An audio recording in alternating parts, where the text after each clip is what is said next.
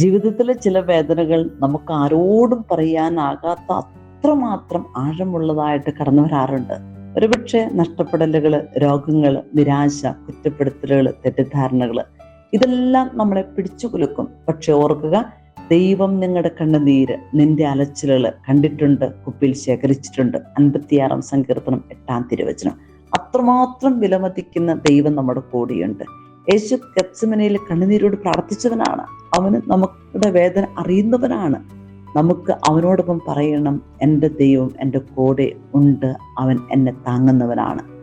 ഒരുപക്ഷെ ഇപ്പോഴത്തെ വേദന നാളത്തെ സാക്ഷ്യമായിട്ട് നിന്നെ മാറ്റും. കാരണം ഇരുട്ടിന് ശേഷം മാത്രമേ സൂര്യോദയം കടന്നു വരാറുള്ളൂ.